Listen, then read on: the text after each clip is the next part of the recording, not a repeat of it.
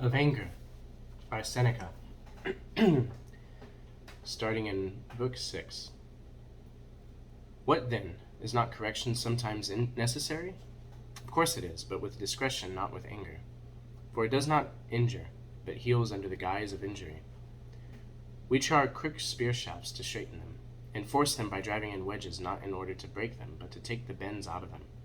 And in like manner, by applying pain to the body or mind, we correct dispositions which have been rendered crooked or viced. So the physician at first, when dealing with slight disorders, tries not to make change in his patient's daily habits, to regulate his food, drink, and exercise, to improve his health merely by altering the order in which he takes them.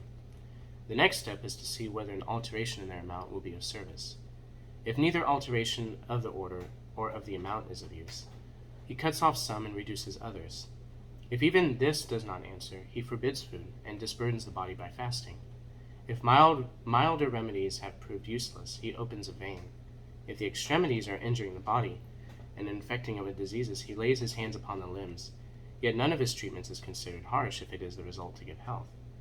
Similarly, it is the duty of the chief administrator of the laws or of the ruler of a state to correct ill-disposed men, as long as he is able with words, and even with the gentle ones, that he may persuade them to do what they ought, inspire them with the love of honor and justice, and cause them to hate vice and set store upon virtue.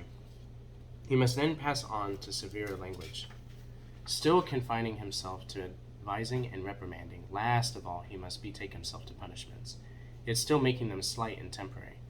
He ought to assign extreme punishments only to extreme crimes, that no one may die unless it be even to the criminal's own advantage that he should die.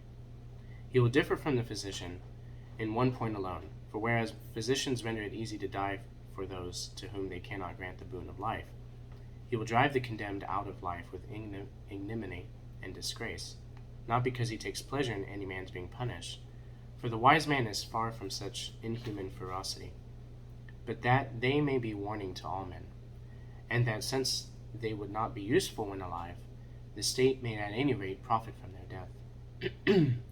Man's nature is not therefore desirous of inflicting punishment, neither therefore is anger in accordance with man's nature, because that is desirous of inflicting punishment.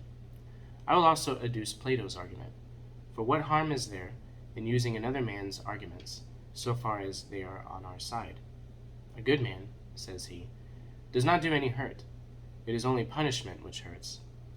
Punishment therefore does not accord with a good man, wherefore anger does not do so either, because punishment and anger accord with one another.